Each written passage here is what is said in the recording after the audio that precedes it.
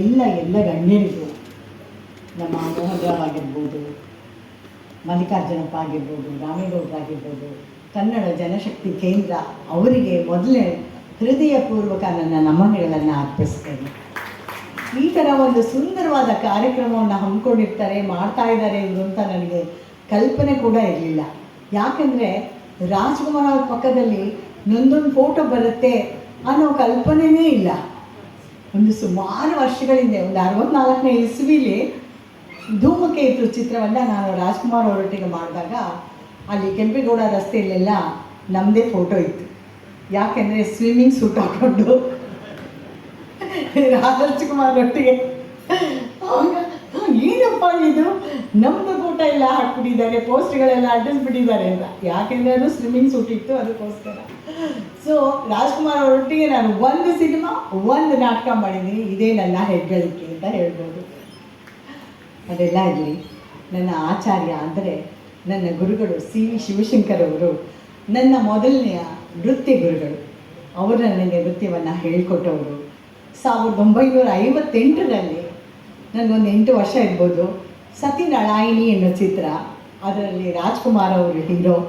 ಅದರಲ್ಲಿ ಅವರ ತಂಗಿಯ ಪಾತ್ರಕ್ಕಾಗಿ ನನ್ನನ್ನು ಮುಹೂರ್ತದ ಸಮಯದಲ್ಲಿ ಕರ್ಕೊಂಡು ಹೋಗಿದ್ದಾರೆ. ಆ ಮುಹೂರ್ತದಲ್ಲಿ ನಾನು ರಾಜ್ಕುಮಾರ್ ಒಟ್ಟಿಗೆ ಫೋಟೋದಲ್ಲಿ ಇರೋದು, ಪೇಪರ್ ಕಟ್ಟಿಂಗನ್ನು ನನಗೆ ನನ್ನ ಗುರುಗಳು ಅವ್ರು ಸಾಯುವ ಸಮಯದಲ್ಲಿ ನನಗೆ ಕಳಿಸಿದ್ರು. ನೋಡಿ ಗಿರಿಜಾ, ನಿನ್ನನ್ನು ಯಾವಾಗ ನಾನು ರಾಜ್ಕುಮಾರ್ ಅವರೊಟ್ಟಿಗೆ ಪಾತ್ರ ಮಾಡಿಸ್ಬೇಕು ಅಂತ ನನಗೆ ಬಹಳ ಆಸೆ ಇತ್ತು ಅಂತಂದ್ಬಿಟ್ಟು ಅವರು CV ಶಿವಶಂಕರ್ ಅವರು ಆ ಪೇಪರ್ ಕಟ್ಟಿಂಗ್ ಪ್ರಜಾವಾಣಿಯಲ್ಲಿ ಬಂದಿತ್ತು. ಆ ಪೇಪರ್ ಕಟ್ಟಿಂಗನ್ನು ಅವ್ರು ನಾನು ಕಳಿಸಿದ್ರು. ನಾನು 58ರಲ್ಲೇ ಕಲಾವಿದೆ ಆಗಿಬಿಟ್ಟಿದ್ದ ಅಂತ ನನಗೆ ಯಾವುದೂ ಜ್ಞಾಪಕ ಇಲ್ಲ. ಆ ಸಿನಿಮಾ ಬಂದಿದೆಯಾ, ಹೋಯ್ತಾ, ಶುರುವಾಯ್ತಾ, ಯಾವುದೂ ಜ್ಞಾಪಕ ಇಲ್ಲ. ಆದರೆ ಇವತ್ತು ಮತ್ತೆ ಆ ಬ್ಯಾನರಲ್ಲಿ ರಾಜ್ಕುಮಾರ್ ಅವರು ಮತ್ತು ನನ್ನ ಒಂದು ಫೋಟೋ ಹಾಕಿ ಅದನ್ನು ನೋಡಿದ ಕೂಡಲೇ ನನಗೆ ನಿಜಕ್ಕೂ ಒಂದು ಧನ್ಯತಾ ಭಾವ ನನ್ನಲ್ಲಿ ಮೂಡ್ತು. ಅಂದರೆ ಅದು ಅಕ್ಷರಶಃ ಸತ್ಯ ಅಂತ ನನ್ನ ಮಾತು.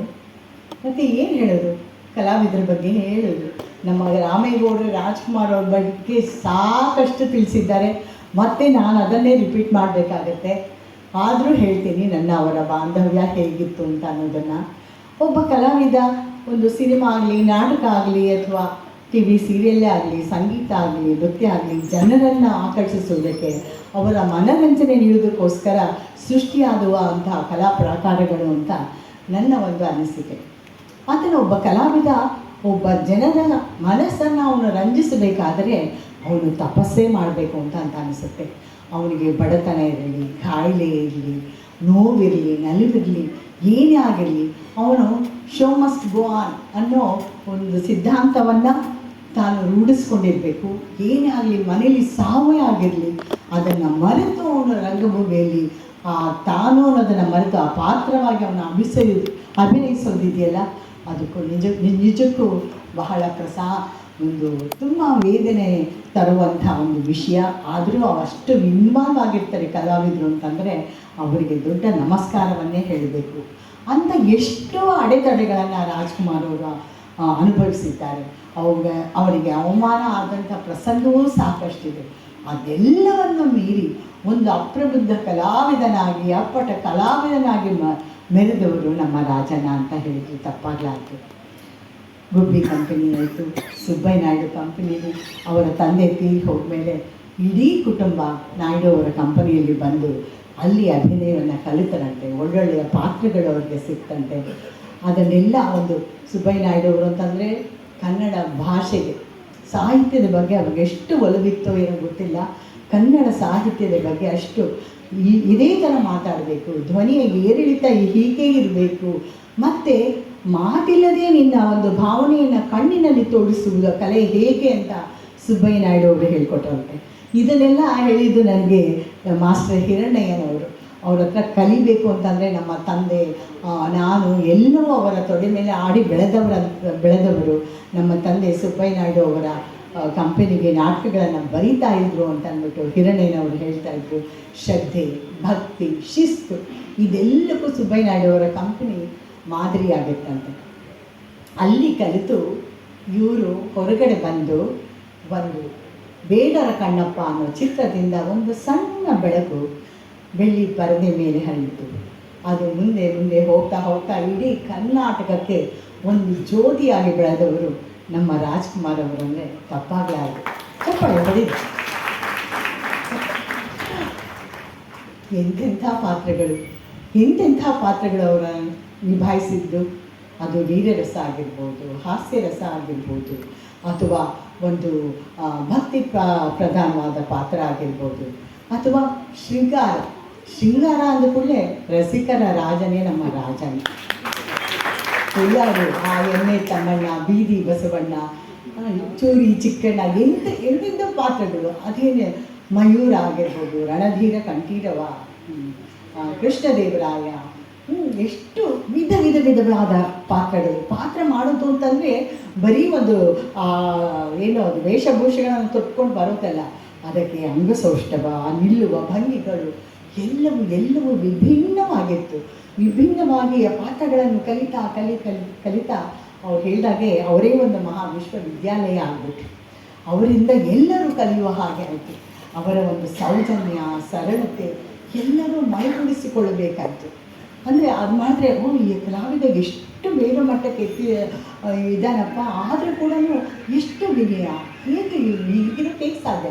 ನಾವೊಂದು ಪಾತ್ರ ಅದೊಂದು ಸಕ್ಸಸ್ ಆದ ಕೂಡಲೇ ಸ್ವಲ್ಪ ತಲೆ ನಿಲ್ಲಲ್ಲ, ಏನ್ರಿ ಡೇಟ್ಸ್ ಮನೆ ಹತ್ರ ಬನ್ನಿ, ಇಲ್ಲ ಫೋನ್ ಮಾಡಿ ಅಂತ ಹೇಳೋದು. ಅವರು ಎಷ್ಟು ವಿನಮ್ರನಾಗಿ 2 ಕೈ ಕಟ್ಕೊಂಡೇ ಅವರು ಮಾತಾಡ್ತಾ ಇದ್ದಿದ್ದು. ಅದನ್ನು ನೋಡಿ ಅದೇ ಒಬ್ಬ ಕಲಾವಿದ ಬೆಳೀತಾ ಅವನ ತಲೆ ಭೂಮಿಗೆ ಬಾಗಬೇಕು ಅಂತ ಹೇಳ್ತಾರೆ ಹಿರಿಯರು. ಆದರೆ ಇವರು ಹಾಗೆ ಬಾಗಿ ತಾನು ಮಾತ್ರ ವಾಮನ ಮೂರ್ತಿಯಂತೆ ಎತ್ತರಕ್ಕೆ ಬೆಳೆದು ನಿಂತರು ನಮ್ಮ ರಾಜರು. ಇದೇ ಯಾರೋ ಹೇಳಿದ್ದನ್ನೇ ನಾನು ಕೇಳಿದ್ದು. ಒಂದು ವಿದೇಶದಲ್ಲಿ ಯಾರೋ ಸೆಲೆಬ್ರಿಟಿ ದಂಪತಿಗಳು ಹೋದ್ರಂತೆ ವಿದೇಶಕ್ಕೆ, US ಎಲ್ಲ ಹೋಗಿದ್ದರಂತೆ. ಅಲ್ಲಿ ಯಾರೋ ಬಂದು ಕನ್ನಡದವ್ರು ನೋಡಿ ಅವನ ಫೋಟೋ ತೊಗೋತಾ ಇದ್ದರಂತೆ. ಆ ದೇಶದವನು ಏನು ಅವರದ್ದು ಫೋಟೋ ತೊಗೋತಾ ಇದ್ದೀರಾ, ಯಾರವರು ಅಂತ ಕೇಳಿದ್ರಂತೆ. ಹೀಗೆ ಅವರು ಸೆಲೆಬ್ರಿಟಿಗಳು ಹಾಗೆ.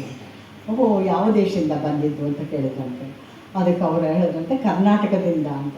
ಕರ್ನಾಟಕ, ರಾಜ್ಕುಮಾರ್ ಅವರು ಇದ್ದಾರಲ್ಲ ಆ ಕರ್ನಾಟಕನ ಅಂತ ಕೇಳಿದ್ರಂತೆ. ಎಂಥ ಒಂದು ಹೆಮ್ಮೆ. ಅವ್ರ ಹೆಸರು ಎಲ್ಲಿಲ್ಲ, ಜಗತ್ತಿನಾದ್ಯಂತನೂ ಅವರನ್ನು ಆರಾಧಿಸುವವರು ಎಷ್ಟು ಜನ ಇದ್ದಾರೆ. ಅವರ ಒಂದು ನಡವಳಿಕೆಯನ್ನು ನಾವು ಮೈಗೂಡಿಸ್ಕೊಳ್ಬೇಕು. ಈಗಿನ ಕಲಾವಿದರು, ಇಂದಿನ ಯುವ ಕಲಾವಿದರು ಅವರು ಏನು ಮಾಡ್ತಾಯಿದ್ರು, ಹೇಗೆ ಮಾಡ್ತಾಯಿದ್ರು ಅನ್ನೋದನ್ನು ಅಧ್ಯಯನ ಮಾಡಿದ್ರೇ ಸಾಕು, ಅಥವಾ ಅವ್ರ ಬಗ್ಗೆ ತಿಳ್ಕೊಂಡ್ರೇ ಸಾಕು, ಅವರ ಉತ್ತಮ ಕಲಾವಿದರಾಗಿ ಬದುಕೋದಕ್ಕೆ ಸಾಧ್ಯ ಅಂತ. ನನ್ನ ಹೆಸರು ಎತ್ತಣ ಮಾಮರ, ಎತ್ತಣಕ್ಕೆ ಹೋಗಿ ಬೆಟ್ಟದ ನೆಲ್ಲಿಕಾಯಿ, ಸಮುದ್ರದ ಉಪ್ಪು, ಎತ್ತನಿಂದೆತ್ತ ಸಂಬಂಧವಯ್ಯ. ಹಾಗೆ ಎಲ್ಲಿಯ ರಾಜ್ಕುಮಾರ್, ಎಲ್ಲಿಯ ಗಿರಿಜಾ ಲೋಕೇಶ್. ನನಗೆ ಈ ಪ್ರಶಸ್ತಿ ಅಂತಂತಂದರೆ ನನ್ನ ನಂಬೋಕ್ಕೆ ಸಾಧ್ಯ ಇಲ್ಲ. ಒಂದು ಮಕ್ಕಳಿಗೆ ಚಾಕ್ಲೇಟ್ ಕೊಟ್ಟರೆ ಹೇಗೆ ಅದನ್ನು ಇಟ್ಕೊಂಡು ಎಷ್ಟು ಸಂತೋಷ ಪಡ್ತಾರೋ ಹಾಗಾಗಿದೆ ನನ್ನ ಪರಿಸ್ಥಿತಿ. ಬಹಳ ಸಂತೋಷವಾಗಿದೆ, ಹೃದಯ ತುಂಬಿ ಬಂದಿದೆ. ಮೊದಲನೇ ಪ್ರಶಸ್ತಿ ನಮ್ಮ ಶಿವರಾಮ್ ಸರ್ಗೆ ಹೋಗಿರೋದು ನನಗೆ ಇನ್ನೂ ಹೆಚ್ಚು. ಯಾಕಂದರೆ ಅವರು ಸಮಾಜಮುಖಿಯಾಗಿ ಕೆಲಸ ಮಾಡಿದವರು. ನನ್ನ ನಿರ್ದೇಶಕರು ಇಲ್ಲೇ ಇದ್ದಾರೆ, ನನ್ನ ಸಹಪಾಠಿ ಕಪ್ಪಣ್ಣನವರು, ಅವ್ರ ಹೆಂಡತಿ, ನನ್ನ ಸೊಸೆ ಬಂದಿದ್ದಾಳೆ, ಅದೇ ಹೆಚ್ಚು. ನನ್ನ ಸೊಸೆ ಮನೆಯಿಂದ ಹೊರಗಡೆ ಕಾಲು ಇಟ್ಟೇ ಇಲ್ಲ ಅಂಥದ್ದು ಅವಳು ಬಂದಿದ್ದಾಳೆ ಅಂದರೆ ನನಗೊಂದು ಬಹಳ ಒಂದು ಖುಷಿ. ನನ್ನ ಮಗಳು, ನನ್ನ ಸ್ನೇಹಿತರು, ನನ್ನ ಬಂಧುಗಳು ನೀವೆಲ್ಲ ಬಂದಿದ್ದೀರಾ. ಎಷ್ಟು ಅಂತಂದರೆ ಇದೊಂದು ಚಿಕ್ಕ ಒಂದು ಕಾರ್ಯಕ್ರಮ ಇದನ್ನು ಈ ಕಲ್ಪನೆ ಹೇಗೆ ಬಂತು ಅಂತ ಗೊತ್ತಿಲ್ಲ. ಇನ್ನು ಗೋವಿಂದ ಬಗ್ಗೆ ಹೇಳಬೇಕು ಅಂತಂದರೆ ಸಾಧ್ಯನೇ ಇಲ್ಲ. ಅವರ ಅನೇಕ ಚಿತ್ರಗಳಲ್ಲಿ ನಾನು ಮಾಡಿದ್ದೀನಿ. ನಿಮ್ಗೆ ಗೊತ್ತಿರೋ ಹಾಗೆ ಬೆಳ್ಳಿ ಕಾಲಂಗರ ಎಂಥ ಒಳ್ಳೆಯ ಚಿತ್ರ, ಬೊಂಬಾಟ್ ಹುಡುಗ ಎಂಥ ಒಂದು ಹಾಸ್ಯ ಪ್ರಧಾನವಾದ ಚಿತ್ರ. ಆ ಬೆಳ್ಳಿ ಕಾಲಂಗರದಲ್ಲಿ ನಾವು ಅನುಭವಿಸಿದ್ದು, ಅಯ್ಯೋ ಆ ಹಂಪೆಯಲ್ಲಿ ನಮ್ಮ ಒಂದು ಮಹಾರಾಷ್ಟ್ರೀಯವನ್ನು ನೋಡೋದಕ್ಕೇ ಜಾತ್ರೆ ಥರ ಒಂದು ಎತ್ತಿನ ಬಂಡಿಗಳನ್ನ ಹಾಕೋ ಎಷ್ಟು ಜನ ಅಂದರೆ ಅದು ಕಂಟ್ರೋಲ್ ಮಾಡೋಕ್ಕೆ ಒಂದು 20 ದಿನ ಶೂಟಿಂಗ್ ಅಂತ ಅಂದ್ಕೊಂಡು ಹೋಗಿದ್ದು 10 ದಿನಕ್ಕೆ ಮುಗಿಸ್ಬಿಟ್ರು. ಹೌದು ಅಲ್ವಾ? ಆಮೇಲೆ ಊಟದ ವ್ಯವಸ್ಥೆ ಯಾರಿಗೆ ಏನು ಬೇಕು, ಯಾರು ಅಕ್ಕ ವಿಚಕ ನೀವು ಏನು ಮಾಡ್ತೀರಾ, ನೀವು ಇದು ಮಾಡ್ತೀರಾ ಅಲ್ವಾ, ದೊಡ್ಡಣ್ಣ ಅವರು ಎಲ್ಲ ಎಷ್ಟು ಒಂದು ಸ್ವರ್ಗ ಸುಖನೇ ಇತ್ತು, ಕಷ್ಟವೂ ಇತ್ತು, ಇಲ್ಲ ಅಂತಲ್ಲ. ಆ ಬಿಸಿಲು, ಆ ಜನ, ಅವರನ್ನು ಕಂಟ್ರೋಲ್ ಮಾಡೋದು ಅದೆಲ್ಲ ಬಹಳ ಕಷ್ಟ ಇತ್ತು. ಬಟ್ ಅದನ್ನೇ ನಾವು ಒಂಥರ ಎಂಜಾಯ್ ಮಾಡೋದು ಅಂದಲ್ಲ, ಹಾಗೆ ಮಾಡ್ತಾಯಿದ್ರು. ಗೋಕಾಕ್ ಚಳುವಳಿಯ ಹೋರಾಟದಲ್ಲಿ ರಾಜ್ಕುಮಾರ್ ಅವರೊಟ್ಟಿಗೆ 10 ದಿನಗಳ ಕಾಲ ಅವರೊಟ್ಟಿಗೆ ನಾವು ಪ್ರಯಾಣ ಬೆಳೆಸಿದ್ದು, ಹಳ್ಳಿಗಳಲ್ಲಿ ತಂಗಿದ್ದು. ಮತ್ತು ಯಾವುದೋ ಒಂದು ಊರಲ್ಲಿ ಇಳಿಬೇಕಾಗಿತ್ತು, ರಾಜ್ಕುಮಾರ್ ನೋಡೋದಕ್ಕೆ ಅವರು ಬೆಳಗ್ಗೆಯಿಂದ ಕಾದಿದ್ದಾರೆ, ಇಳಿಬೇಕಾಗಿತ್ತು. ಆಮೇಲೆ ಮುಂದೆ ಬಂದುಬಿಟ್ವಿ, ನಮ್ಗೆ ಗೊತ್ತಿಲ್ಲ ಅಂತ ಅಂದ್ಬಿಟ್ಟು. ಆಮೇಲೆ ರಾಜ್ಕುಮಾರ್ ಅವ್ರಿಗೆ ಈ ವಿಷಯ ತಿಳಿದು ಅವ್ರು ಮತ್ತೆ ಬಸ್ಸನ್ನು ವಾಪಸ್ ತೊಗೊಂಡೋಗಿ ಅಲ್ಲಿರೋ ಜನಗಳನ್ನ ಮಾತಾಡಿಸಿ, ಅಭಿಮಾನಿಗಳನ್ನ ಮಾತಾಡಿಸಿ, ತಪ್ಪಾಯಿತು, ನಾವು ಮುಂದೆ ಹೋಗ್ಬಿಟ್ಟು ಗೊತ್ತಿಲ್ಲದೆ ಅಂತ. ಆಮೇಲೆ ಇನ್ನೊಂದು ಸ್ವಲ್ಪ ಮುಂದೆ ಹೋದರೆ ಹಳ್ಳಿ ನಾಟಕ ಒಂಥರ ಇದು ಏನು ದರ್ಬಾರ್ ಸೀನ್ ಅಂತ ಹೇಳ್ತೀವಿ ನೋಡಿ, ಆ ದರ್ಬಾರ್ ಸೀನ್ ಥರ ಒಂದು ದೊಡ್ಡ ಸಿಂಹಾಸನ, ಇಲ್ಲೆಲ್ಲ ಒಂದು ಚಿಕ್ಕದು ಒಂದು ಇದು ಎಲ್ಲ ಹಾಕಿದ್ರು. ಅಲ್ಲೆಲ್ಲ ನಾವು ಕೂತ್ಕೊಂಡಿದ್ದು, ಅಣ್ಣ ಅವರು ಮೇಲೆ ಒಂದು ಸಿಂಹಾಸನ ಮೇಲೆ ದರ್ಬಾರ್ ಸೀನಲ್ಲಿ ಅಲ್ಲಿ ಕೂತಿದ್ದು, ಅಲ್ಲಿ ಮಾತಾಡಿದ್ದು, ಕನ್ನಡದ ಬಗ್ಗೆ ವಿಷಯ ಮಾಡಿದ್ರು. ನಾವು ಹೋದ ಜಾಗದಲ್ಲೆಲ್ಲ ಏನು ಅಂತಂದರೆ ಕನ್ನಡದ ಬಗ್ಗೆ ಅರಿವೇ ಇಲ್ಲ ಅಂತಲ್ಲ, ಅವ್ರಿಗೆ ಕನ್ನಡ ಬಿಟ್ಟು ಬೇರೆ ಏನೂ ಗೊತ್ತಿಲ್ಲ. ಇದ್ಯಾಕೆ ಇವರು ಕನ್ನಡ ಕಲೀರಿ ಅಂತ ಬಂದು ಇಲ್ಲಿ ಹೇಳ್ತಾ ಇದ್ದಾರೆ ಅಂತ ಅವರಿಗೆಲ್ಲ ಆಶ್ಚರ್ಯ. ಅಂಥ ಊರುಗಳಿಗೆ ನಾವು ಹೋಗಿದ್ದು. ಶಿವಮೊಗ್ಗಕ್ಕೆ ಹೋದಾಗ ನೀವು ಇರ್ತೀರ, ಪಟ ಅಂತ ಮಳೆ ಬಂದುಬಿಡ್ತು. ಸಾವಿರಾರು ಜನ ಸೇರಿದ್ರು. ಆ ಸಾವಿರಾರು ಜನರ ಕೈಯಲ್ಲೂ ಕೊಡೆ ಇತ್ತು, ಪಟ್ಟಂತವರು ಸಾವಿರ. ಅಲ್ಲಿ ಅಯ್ಯೋ ಇಂಥ ಒಂದು ಅನುಭವಗಳು. ಆಮೇಲೆ ಶಂಕರ್ ನಾಗ್ ಅವರು ಜಾಯ್ನ್ ಆಗಿದ್ದು, ಅವ್ರು ಬಂದು ಅವರೇ ಬಸ್ ಓಡಿಸಿದ್ದು. ಆಮೇಲೆ ಎಲ್ಲರೂ ಒಂದು ಛತ್ರದಲ್ಲಿ ಬೀಡುಬಿಟ್ಟಿದ್ದು. ಪಾರ್ವತಮ್ಮ ಅವರು, ನಾನು, ಪುನೀತು, ಅಣ್ಣ ಅವರು ಒಂದು ರೂಮಲ್ಲಿ, ಇನ್ನು ಇವರೆಲ್ಲ ಒಂದು ಹಾಲಲ್ಲಿ ಮಲ್ಕೊಂಡಿದ್ದು. ಹೀಗೆ ತುಂಬ. ಆಮೇಲೆ ಯಾವುದಾದ್ರೂ ಸಭೆ ಸಮಾರಂಭ ಅಥವಾ ಮೀಟಿಂಗ್ ಆ ಥರ ಎಲ್ಲ ಆದರೆ ರಾಜ್ಕುಮಾರ್ ಅವ್ರ ಮನೇಲಿ ಮಧ್ಯಾಹ್ನ ಊಟ. ಹಾಗೆ ಒಂದ್ಸಲಿ ಅವ್ರಿಗೆ ಊಟ ಎಲ್ಲ ಮಾಡಾದ್ಮೇಲೆ ಬಿರಿಯಾನಿ ಎಲ್ಲ ಮಾಡಿ ಊಟ ಎಲ್ಲ ಹಾಕ್ತಾರೆ. ಅವ್ರಿಗೆ ತುಂಬ ಇಷ್ಟ ಅಲ್ಲ. ಅದೇನೋ ಆಯಿತು. ಆಮೇಲೆ ನಾನು ಎಲೆ ಅಡಿಕೆ ತಿಂದಾಕಿದ್ರು. ಅಣ್ಣ ನಾನು ಮಡ್ಚಿಕೊಡ್ತೀನಿ ಎಲೆ ಅಡಿಕೆ ಇಲ್ಲ. ಆಮೇಲೆ ಎಲೆ ಅಡಿಕೆ ಮಡ್ಚಿಕೊಟ್ಟೆ. ಅವರು ತಿಂದು ಸ್ವಲ್ಪ ನೋಡಿದ್ರೆ ಕೆಂಪಗಾಗಿ ಬೆವರು ನೀರು ಸುರಿತಾ ಇದೆ ಅಂದರೆ ಒಂದು ನದಿಯಲ್ಲಿ ಮುಳುಗಿ ಎದ್ದು ಬಂದ ಹಾಗೆ ಅವರು ಅಷ್ಟು ಒಂದೇ ಆಗಿದ್ರು. ನಾನು ಅಣ್ಣ ಏನಾಯಿತು ಹೇಳಿ, ನಿಮ್ಮ ಅಭಿಮಾನಿಗಳು ಆಚೆನೇ ಇದ್ದಾರೆ, ನನ್ನನ್ನು ಬಿಡಲ್ಲ, ಏನಾಯಿತು ಹೇಳಿ ಅಂತ ಹೇಳಿ. ಆಮೇಲೆ ಅವರು ನೀವು ಮಾತಾಡಬೇಡ, ಸುಮ್ಮನಿರು ಅಂತ ಹಿಂಗೆ ಅಂತ ಇದ್ದಾರೆ. ಒಂಥರ ತಲೆಗೆ ನೋವು, ಅಡುಗೆ ಏನೋ ಸೊಪ್ಪು ಅದೆಲ್ಲ ಆಗಿ ಅವತ್ತು ಪ್ರಾಣಾಯಾಮದಿಂದ ಪಾರ ಆದ್ರಲ್ಲ, ನನ್ನ ಒಂದು ಅದೃಷ್ಟ ಅಂತ ನಾನು ಅಂದ್ಕೊಂಡು. ಅವರು ಒಂಥರ ನಾವು ಹೇಗಿದ್ದೀವಿ ಹಾಗೆಯೇ ಅವ್ರ ಜೊತೆಲಿ ಇದ್ದಿದ್ದು. ನಾನು ರಾಜ್ಕುಮಾರು, ನಾನೊಂದು ದೊಡ್ಡ ಕಲಾವಿದ, ನಾನು ಹೀರೋ, ಆ ಥರ ಭಾವನೆಯೇ ನಾವು ನೋಡಿಲ್ಲ. ಕೊನೆಯ 10 ದಿನದಲ್ಲಿ ಬಬ್ರುವಾಹನ ಸಿನಿಮಾ ಬರ್ತಾಯಿತ್ತು TV ಇದರಲ್ಲಿ ಆಗ್ತಾ ಇದೆ. ನಾನು ಫೋನ್ ಮಾಡಿದೆ, ಅಣ್ಣ ಅಂದೆ, ಮಾಮ ಇನ್ನೊಂದು 10 ನಿಮಿಷ ಇರಮ್ಮ, ಒಂದು ಇದು ಸೀನ್ ಮುಗ್ದೋಗ್ಬಿಡುತ್ತೆ, ಕ್ಲೈಮ್ಯಾಕ್ಸ್ ನಡೀತಾ ಇದೆ, ಮುಗ್ದೋಗುತ್ತೆ, ಇನ್ನೊಂದು 10 ನಿಮಿಷ ಇದ್ದು ನಾನೇ ಫೋನ್ ಮಾಡ್ತೀನಿ ಅಂದರು. ಅವಾಗೆಲ್ಲ ಲ್ಯಾಂಡ್ಲೈನ್ ಅಷ್ಟೇ ಇದ್ದಿದ್ದು. ಸರಿ ಅಂತ ಆಯಿತು. ಸಿನಿಮಾನು ಮುಗೀತು, ಬಬ್ರುವಾಹನ. ನಾನು TV ನೋಡ್ತಿದ್ದೆ, ಅವರು ನೋಡ್ತಾಯಿದ್ದೆ, ಮುಗೀತು. ಆಮೇಲೆ ಅವರೇ ಫೋನ್ ಮಾಡಿದರು, ಇಂಥ ಚಿತ್ರವನ್ನು ಮಾಡಿದ್ದೀವಿ ನಾವು, ಮತ್ತು ಇವಾಗ ಅದನ್ನು ರಿಪೀಟ್ ಮಾಡೋಕ್ಕೆ ಆಗುತ್ತಾ, ನನಗೆ ಮಾಡುವಂದ್ರೂ ನನ್ನ ಕೈಲಿ ಆಗಲ್ಲ ಅಂತ. ನಿಮ್ಮ ಕಾಲದಲ್ಲಿ ನಾವು ಇದ್ದೀವಲ್ಲ, ಅದೇ ನಮ್ಮ ಪುಣ್ಯ ಅಂತ ಎಲ್ಲ ತಲೆ ಮಾಂಸ ಅಂತನೋರು. ಅವರಿಗೆ ನಾನು ಮಾಡೋ ಕೈಮಾ ಉಪ್ಪಿಟ್ಟು ಮತ್ತು ತಲೆ ಮಾಂಸ ತುಂಬ ಇಷ್ಟ. ಅಣ್ಣ ತೊಗೊಂಬರ್ತೀನಿ ಅಂತಂದರೆ 10 ದಿನದಲ್ಲೇ ಅವ್ರು ಹೋಗ್ತಾರೆ ಅಂತ ಖಂಡಿತ ನಾವು ಅಂದ್ಕೊಂಡಿರಲಿಲ್ಲ. ಆದರೂ ನೋಡಿ, 20 ವರ್ಷ ಆದರೂ ಅವ್ರನ್ನ ಒಂದು ದಿನ ಒಂದು ಗಳಿಗೆ ಯಾರೂ ಅವರನ್ನು ಮರ್ತಿಲ್ಲ.